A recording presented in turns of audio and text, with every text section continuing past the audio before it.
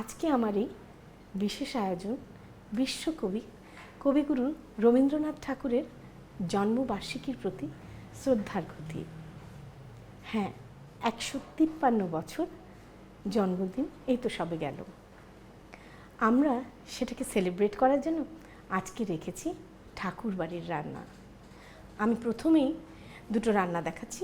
একটি হচ্ছে নারকোল দিয়ে মুসুর ডাল, আর আরেকটি হচ্ছে চাপড় ঘন্ট। দুটোর ইনগ্রিডিয়েন্টস কিন্তু খুবই সাধারণ, কিন্তু খেতে অসাধারণ। আমি আপনাদের সাথে শেয়ার না করে পারছি না। চলুন এই রান্নাগুলো শুরু করার আগে আমরা একটু দেখে আসি এটা রান্না করতে কি কি উপকরণ লাগে।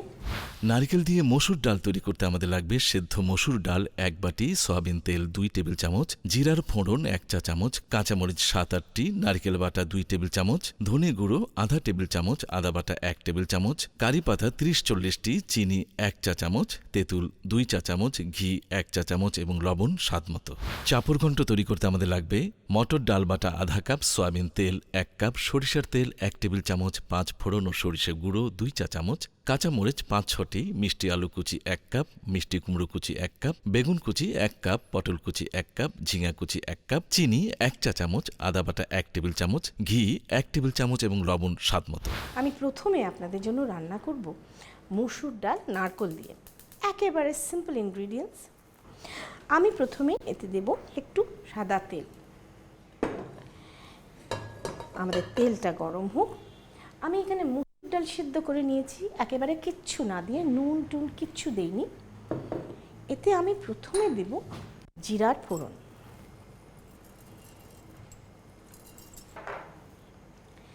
আর একটু কাঁচামরিচ জাস্ট ভেঙে দেব, নতুবা ফাটবে।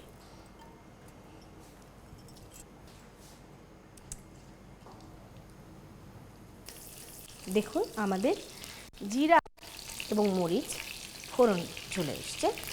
এখন আমি এতে দেব নারকেল বাটা এবং এর মধ্যে দিয়ে দেব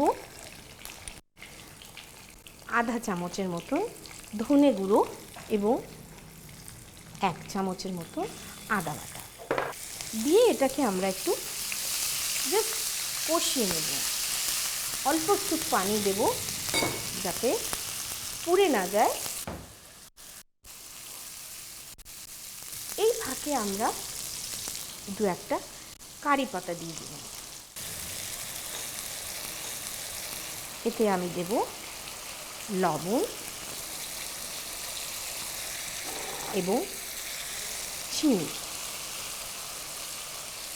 আর দেব যে বিশেষ জিনিসটা সেটা হচ্ছে তেঁতুল গোলা। সাধারণ একটা অম্ল মধুর স্বাদ। এখন আমি এতে দেব সেদ্ধ করা ডাল। এতে একটু পানি দিয়ে দেব পছন্দ মতো থকথকে কনসিস্টেন্সি আনার জন্য। প্রিয় দর্শক, দেখুন প্রায় হয়ে এসছে আমার ডালটা। এখন জাস্ট ফিনিশিংয়ের জন্য একটু কাঁচা কারি পাতা আর 2-3টা কাঁচামরিচ দিয়ে দেব এবং সেই সাথে দিব একটু ঘি। দেখুন এটা কিন্তু ঠাকুরবাড়ির নিয়ম। এখন পরিবেশন করব।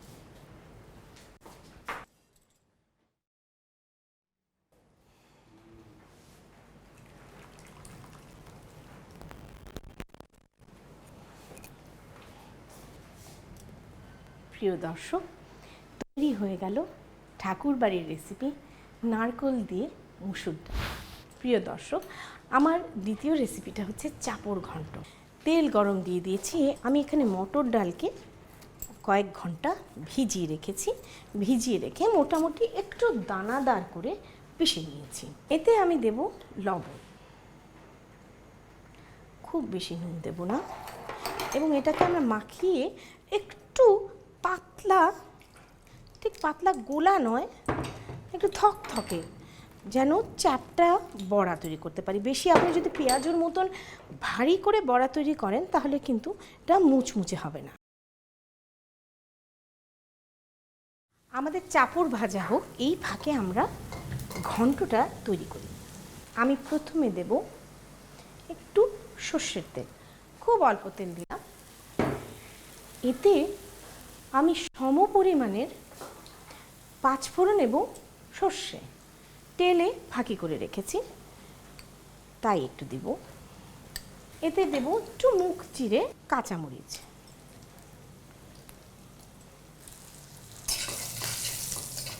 এরপরে এতে দেব আমি আস্তে আস্তে সব সবজিগুলো, মিষ্টি আলু, মিষ্টি কুমড়ো, বেগুন কুচি,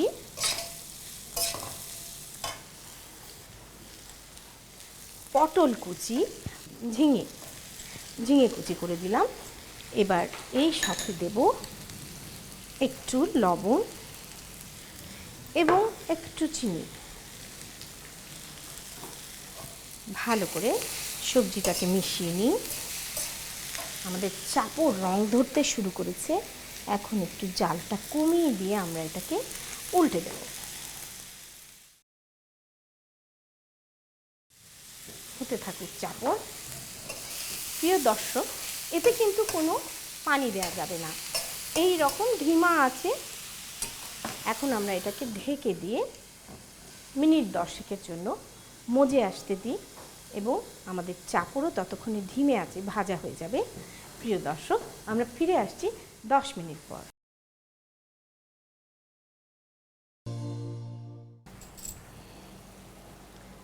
বাহ, অসাধারণ একটা ফ্লেভার, সেই পাঁচফোড়ন আর সর্ষে ফাঁকি করা গন্ধ। আমাদের ঘন্টটা হয়ে এসছে। চাপড়ের কি অবস্থা দেখি, দেখুন মচমচে হয়ে গেছে এই চাপড়, একেবারে কুড়মুড়ে পেঁয়াজের মতন।